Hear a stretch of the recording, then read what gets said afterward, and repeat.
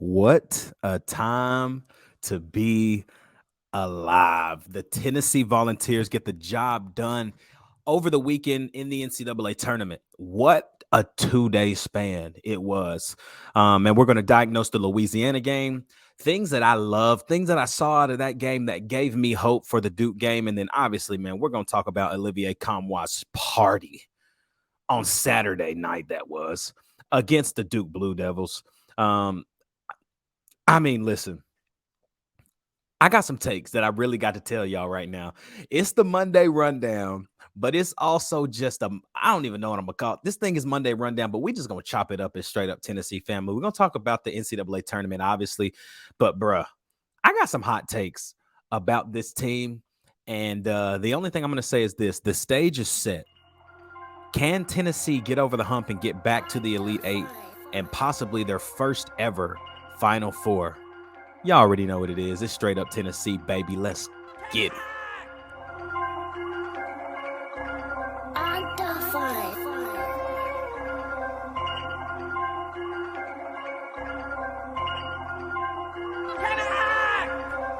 The Northander sets the race onto the field. The finals will be boring the giant sea that stretches from that north inbound on a cold day becoming Glendale as the Big Orange sets the race on the Shield Buskins Field, ladies and gentlemen, and wherever you are. Yo, what's good, everybody? Welcome to Straight Up Tennessee. Today on this Monday, it's your boy Ruck in the building, flying solo on the Monday rundown, man. You know what to do. Like, comment, subscribe. Hit that bell notification right now, man, so y'all never miss a show. If you're listening on Spotify or Apple Podcasts, we're glad you're listening, man. Go ahead and continue to rate this thing 5 stars and write a review, man. Let the world know why you love Straight Up Tennessee and why you're going to continue to keep vibing and rocking with us, man. We are on our way to 550 subscribers. Share this thing with people that need it. You know what I'm saying? We don't do this for more people, but we got goals and we want to just continue to build this family, man. Our goal is to have 1,000 subs by football season. Spring practice started today. Man, how excited is that? How exciting is that? There's just a whole lot of great things happening on Rocky Top. But today, specifically, man, obviously, we're going to dive in this week to spring practice. There's going to be a lot of news out there surrounding the quarterbacks, surrounding the defensive secondary battle, the running backs. How's Jabari Small doing after his injury? How's Jalen Wright feeling? Is he healthy still? We're going to talk about these wide receivers as well. Dante Thornton, Brew McCoy, Squirrel White, Ramel Keaton, Caleb Webb, Nathan Laycock, Chaz Nimrod. So much to talk about in this wide receiver core.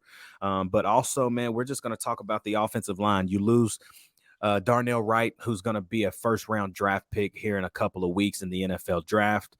How do they recoup? How do they regroup? How do they get the right people involved in that rotation? Is there a rotation, or are we solidified on who's going to just be there?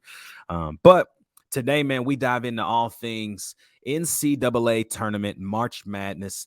Man, what a weekend it was. From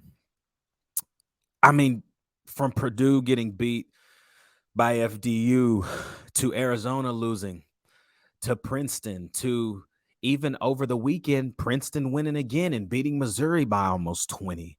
You know, like you look at the tournament and I don't know. I think I probably say this every year, but this year felt like more and more and more upsets that I didn't predict, but I thought were possible, you know?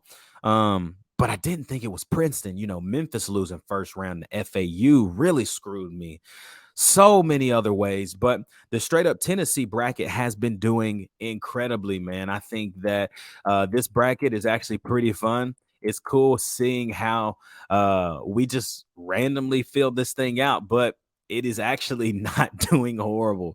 We actually have a couple of great wins. In round one, we had 24 points, according to CBS. And in round two, obviously, we went down a little bit. The boy Turner is the reason this bracket is horrendous because his man took Missouri to the dang Final Four. Over here in the Midwest, which I believe was C2, that man's bracket actually looks really, really good. He still has his two Final Four teams in there. Even Aaron's side, man, the only side that Aaron still has Elite Eight teams in there, and then I have one, but we all what's the word? I'm sorry.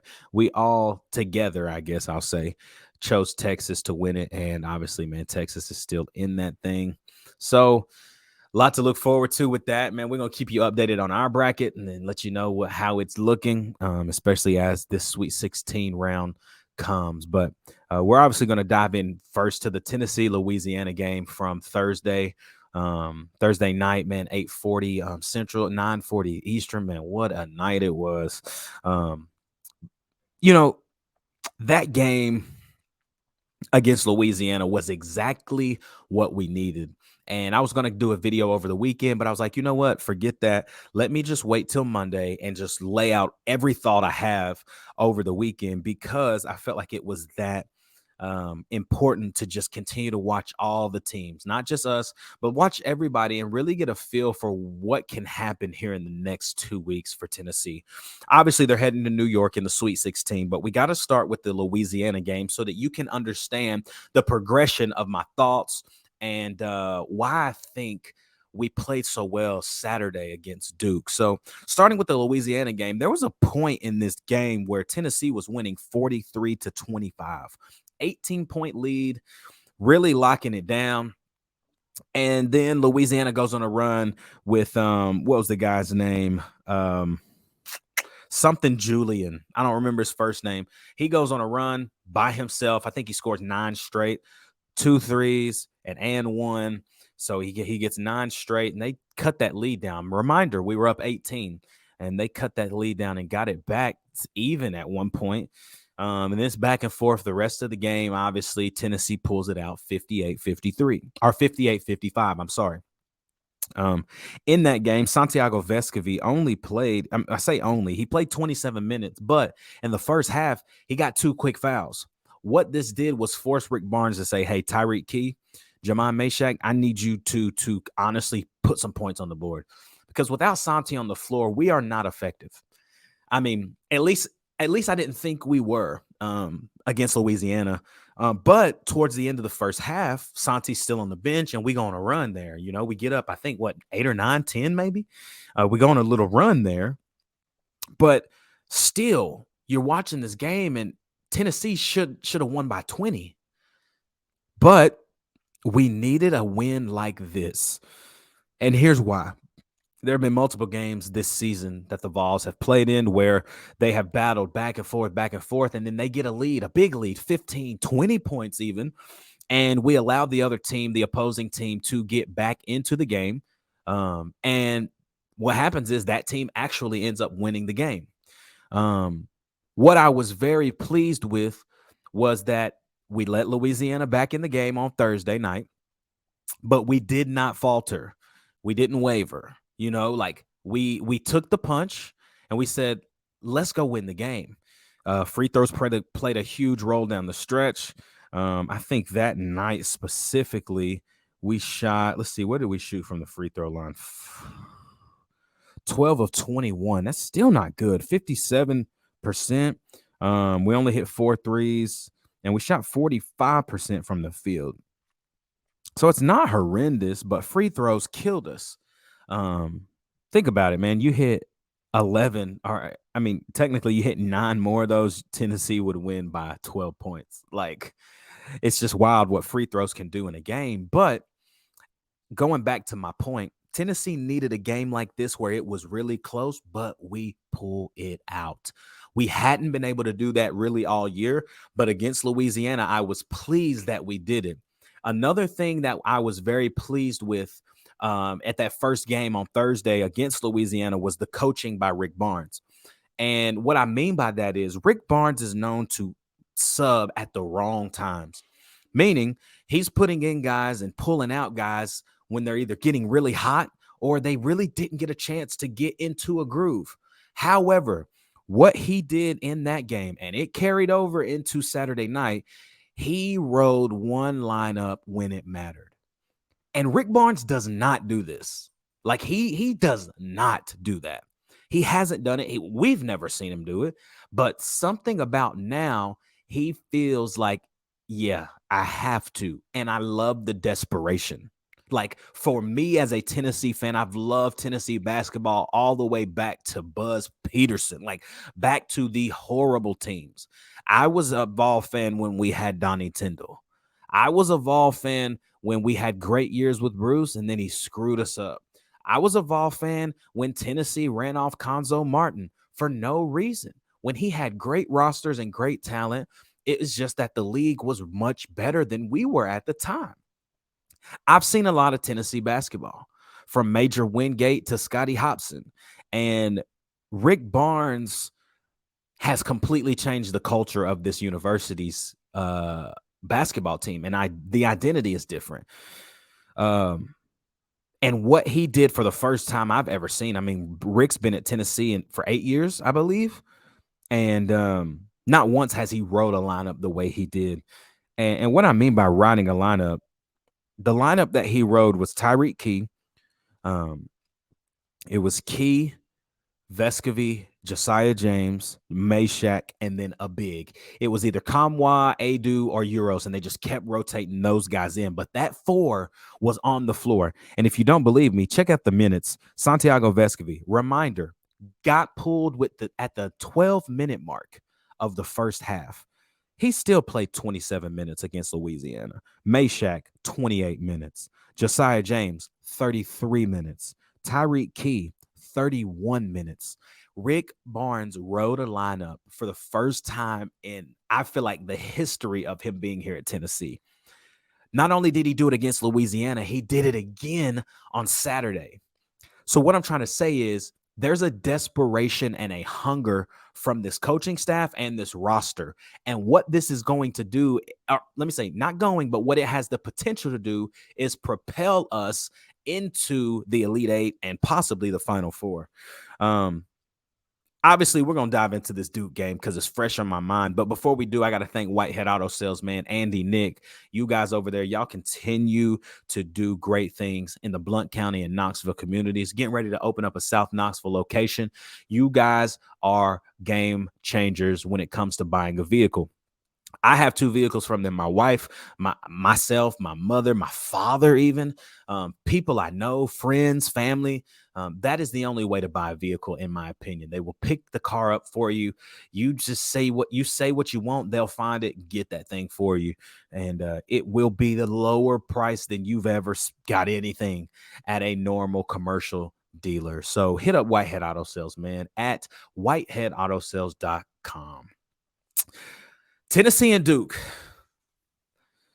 going into the matchup, I never felt as if Tennessee couldn't win the game, but I just didn't think, based off of what we knew before the Louisiana game, I was like, Tennessee hasn't won 2 straight in a long time. And, but something in me knew, because it was a big game, Tennessee was going to show up. It's what we do. It's proven. Texas, Alabama, Kansas, Gonzaga. There have been major games that Tennessee has played this year, and every single time they step up.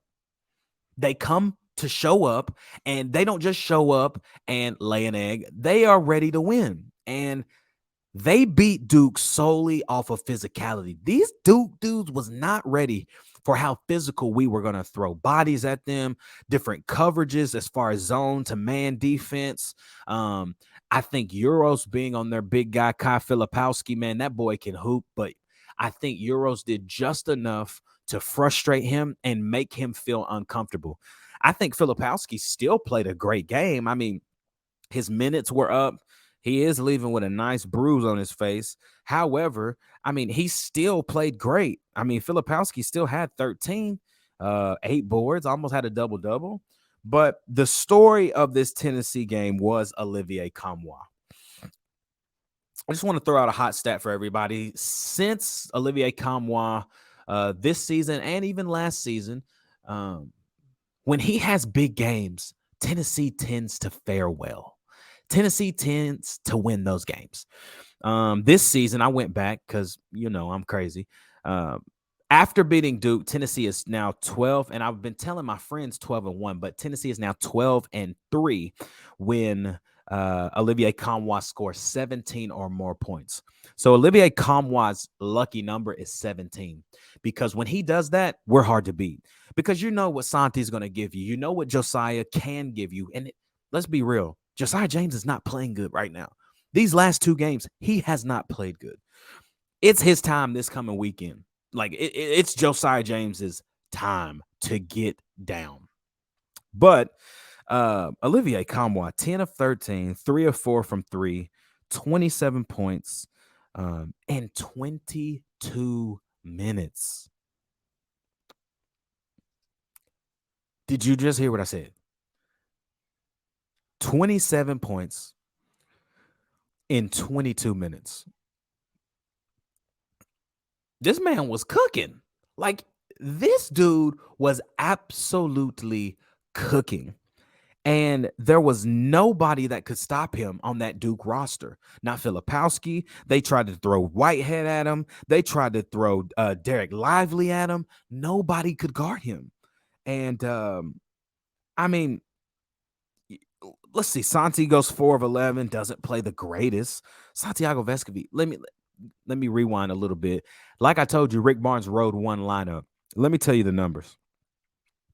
Santiago Vescovi, 38 minutes. Jamon Meshack, 20 minutes. Josiah James, 29 minutes. Tyreek Key, 23 minutes.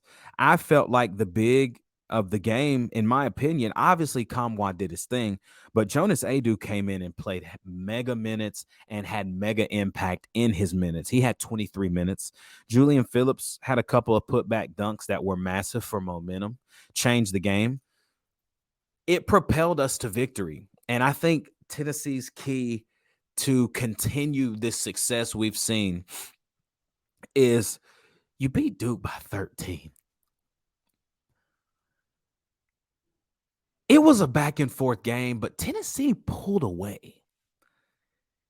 If they can continue to do that, there is not a team in this tournament. I don't care who you are, Gonzaga, Xavier, Alabama, I don't care. There's not a team that will beat Tennessee if they keep playing the way they are. And I fully believe it. There's nobody that can change my mind. Did I have Tennessee losing in the round of 32 to Duke? Absolutely. But it was all based off of pre-tournament, based off of actual facts. Tennessee hadn't run a road game back-to-back in almost a month and a half. How did you expect me to just think, oh, we're going to go down here to Orlando and win back-to-back games, one of them potentially being Duke, one of the most historic basketball programs in the country, in the NCAA tournament? Like, this is when Duke thrives, right? Well, I think a lot of us were wrong because it wasn't the Tennessee team that we expected. It was a Tennessee team that we knew we could be who showed up and beat Duke. Now Tennessee awaits the winner. I'm shooting this on Sunday, family. So Tennessee will await the winner of FDU and FAU. I had a buddy today say, man, I want FDU. I don't. That's not a team I want to play. I don't want to play a 16 seed who's been playing really, really well against really good teams. Give me FAU. Like, I let FAU do that damage against FDU. And then let's let Tennessee just cook Florida Atlantic. Tennessee has an opportunity, guys. Tennessee has a massive opportunity to get to a place we've never been. And that's the Final Four in Houston, Texas this year. Can they do it? Yeah. Will they? Again, I have no idea. But what we do know is that Zakai Ziegler will be with the team this weekend in Madison Square Garden, right there in the middle of downtown New York City. What a massive place to have a massive game in the Sweet 16 and the Elite 8. The Mecca of basketball is what some people call MSG. And what a beautiful stage it will be for Tennessee to potentially get to the Final Four out of Madison Square Garden.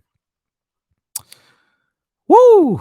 Y'all, I'm excited. I'm very excited as a Vol fan to see what happens on Thursday, man. Tennessee again awaits the winner of Florida Atlantic University and Farley Dickinson University. Sorry. But man, y'all know what to do, man. Like, comment, subscribe. Thank you guys so much for tuning in today on this Monday. I hope this show has been your basketball overload that you have needed from the Straight Up Tennessee family all week. Just a reminder, man, Tennessee football spring practice started today. We're obviously we're gonna have some content on that this week. Just a lot of good things happening in the world of Tennessee, man. Lady Vols in the NCAA tournament. I mean, I think they have an opportunity. I'm trying to figure it out. I know they beat Duke, and they're actually in the Sweet 16. Or wait, no, that's us. I'm sorry. Let me see. They play Toledo. That's right.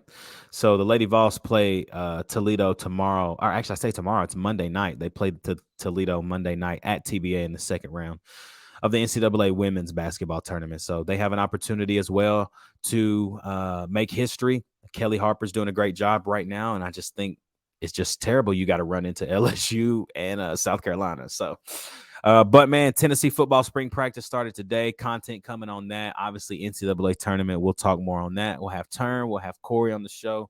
It's going to be a great week. So y'all know what to do. Like, comment, subscribe. We love y'all, man. We thank you for the likes. We thank you for the support. And y'all already know what it is. It's Straight Up Tennessee, baby. We'll see you back Wednesday. Holla.